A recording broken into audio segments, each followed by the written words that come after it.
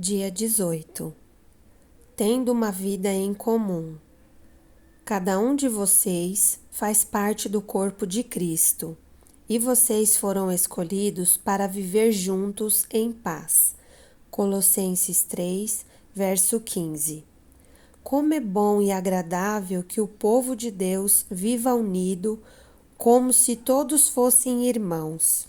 Salmo 133, verso 1. A vida foi feita para ser compartilhada. Deus deseja que experimentemos uma vida em comum. A Bíblia chama comunhão, essa experiência compartilhada. Hoje em dia, entretanto, essa palavra perdeu grande parte de seu significado bíblico.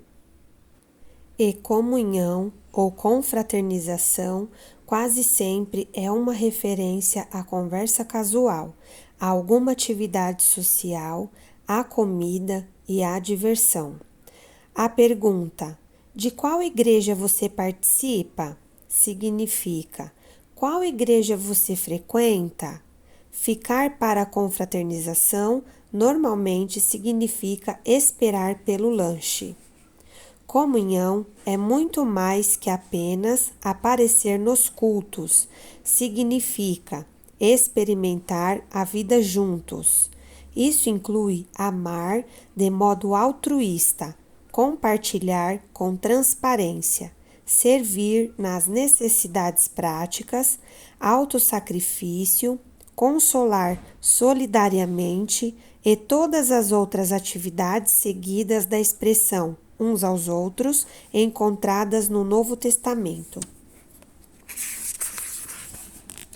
Quando se trata de comunhão, o tamanho importa. Quanto menor, melhor. Você pode adorar no meio de uma multidão, mas não pode ter comunhão com todos ao mesmo tempo.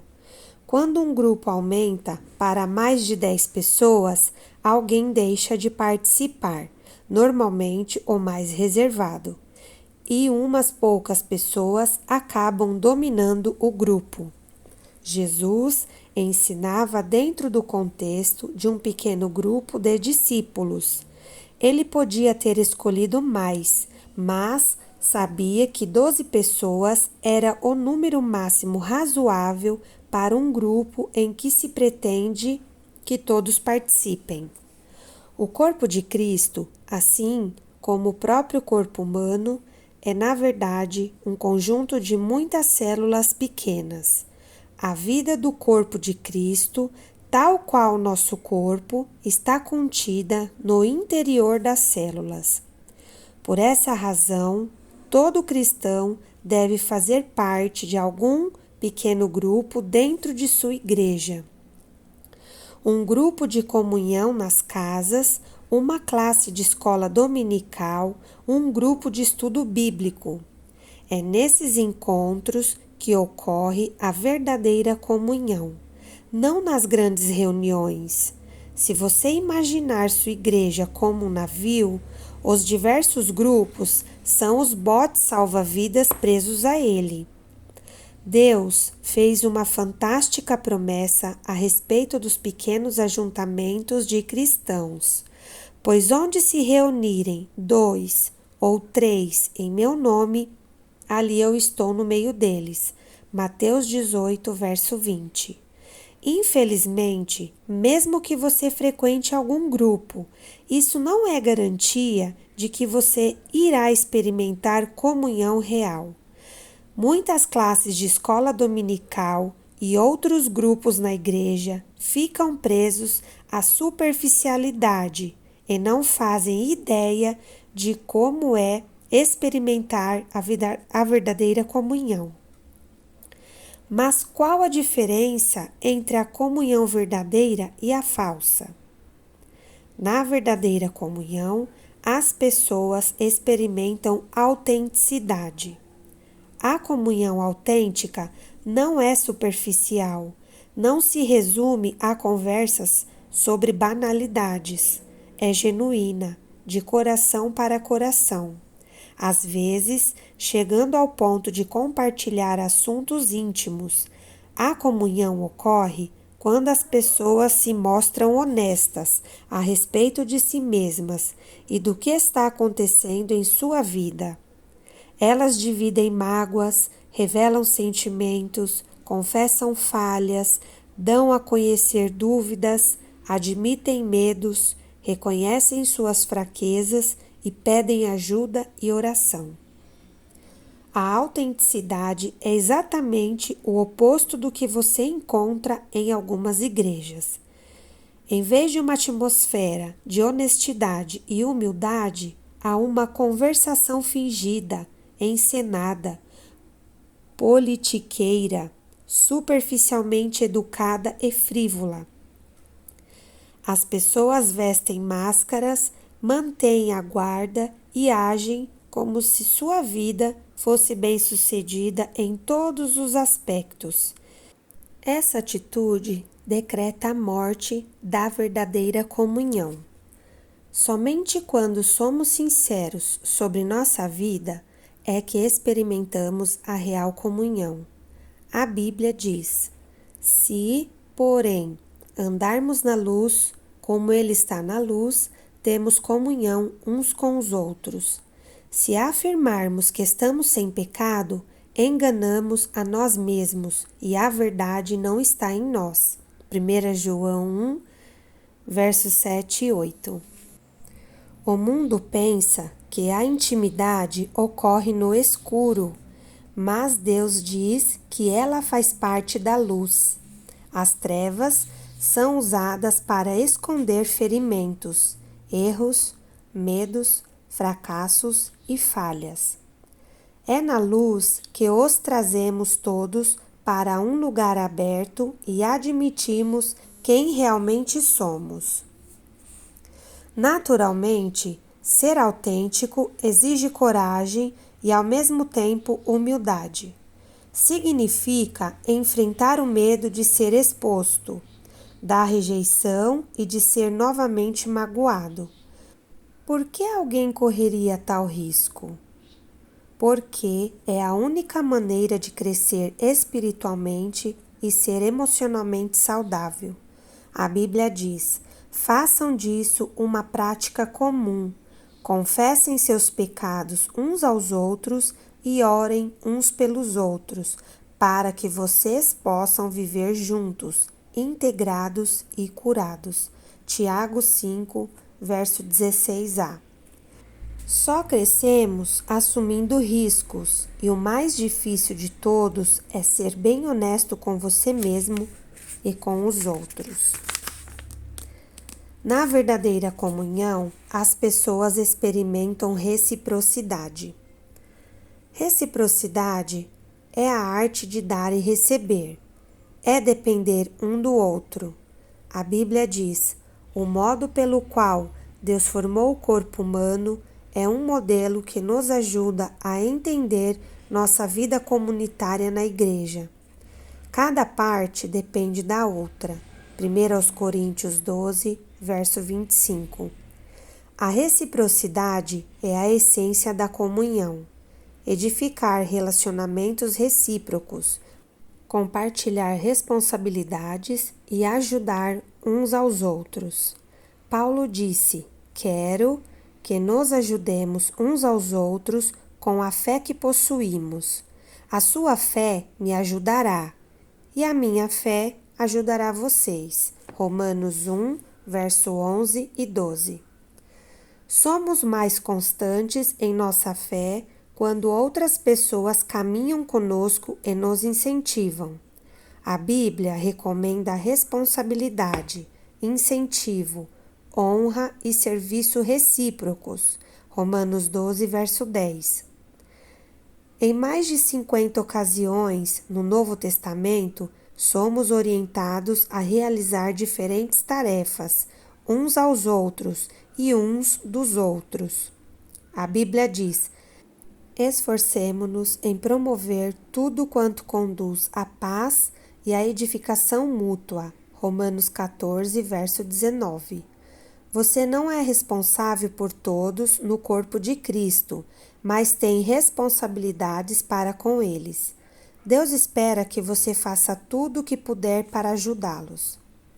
Na verdadeira comunhão, as pessoas experimentam compaixão. Compaixão não é dar um conselho ou oferecer uma ajuda eventual. É penetrar e compartilhar a dor dos outros. A compaixão diz: compreendo o que você está passando, e o que você sente não é estranho nem absurdo. Alguns chamam isso empatia, mas a palavra bíblica é compaixão. A Bíblia diz: como povo santo, sejam compassivos, bondosos, humildes, mansos e pacientes. Colossenses 3, verso 12. A compaixão satisfaz duas necessidades fundamentais do ser humano: há de ser compreendido e há de ter seus sentimentos respeitados. Compreender e respeitar o sentimento de alguém abre caminho para a comunhão. O problema é que estamos quase sempre tão ansiosos por corrigir situações que não temos tempo de sentir compaixão. Ou então estamos preocupados com nossas mágoas. A autopiedade esgota completamente a compaixão pelas outras pessoas. Há diferentes níveis de comunhão, cada um adequado a um momento diferente. Identificamos os níveis mais básicos de comunhão no ato do compartilhamento e nos grupos de estudo bíblico.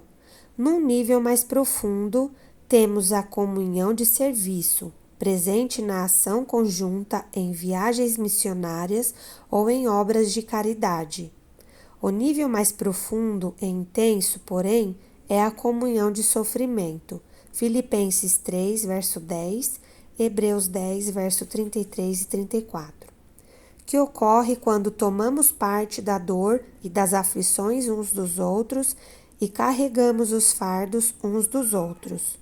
Os cristãos que melhor compreendem esse nível são aqueles que ao redor do mundo são perseguidos, discriminados e muitas vezes martirizados por causa de sua fé. A Bíblia ordena: compartilhem os seus problemas e aflições uns com os outros e dessa forma obedeçam à lei de Cristo. Gálatas 6, verso 2. É em tempos de crise, tristeza e dúvidas profundas que mais precisamos uns dos outros. Quando as circunstâncias nos esmagam, a ponto de nossa fé vacilar, é que mais precisamos de amigos cristãos. Precisamos de um grupo de amigos que tenham fé em Deus por nós e nos ajudem a superar as dificuldades. Em um grupo menor, o corpo de Cristo é real e palpável, mesmo quando Deus parece distante. Foi disso que Jó necessitou durante seu sofrimento. Ele exclamou: um homem desesperado deve receber a compaixão de seus amigos, muito embora ele tenha abandonado o temor do Todo-Poderoso. Jó 6, verso 14. Na verdadeira comunhão, as pessoas experimentam misericórdia. A comunhão é um momento de graça em que os erros não são criticados, mas apagados. A comunhão acontece quando a misericórdia triunfa sobre a justiça. Todos precisamos de misericórdia, porque todos tropeçamos, caímos e precisamos de ajuda para retomar o caminho. Precisamos oferecer misericórdia uns aos outros e estar dispostos a recebê-la uns dos outros. Deus diz: quando as pessoas pecarem, vocês devem perdoá-las e confortá-las, para que não sejam vencidas pelo desespero. Segundo aos Coríntios 2, verso 7. Você não pode ter comunhão sem que haja perdão. Deus adverte: jamais guardem rancor. Colossenses 3, verso 13. Porque a amargura e o ressentimento destroem a comunhão. Por sermos imperfeitos e pecadores, inevitavelmente magoamos uns aos outros depois que passamos juntos algum tempo. Às vezes, magoamos uns aos outros intencionalmente e às vezes sem querer, mas de qualquer maneira, faz-se necessária uma enorme quantidade de graça e de misericórdia para criar e manter a comunhão. A Bíblia diz: vocês precisam ter consideração para com as faltas uns dos outros e perdoar aos que lhes ofendem. Lembrem-se, o Senhor perdoou vocês, por isso vocês devem perdoar uns aos outros. Colossenses 3, verso 13. A misericórdia de Deus para conosco é um estímulo para que sejamos misericordiosos uns com os outros. Lembrem-se, jamais lhe será pedido que perdoe alguém mais do que Deus já lhe perdoou.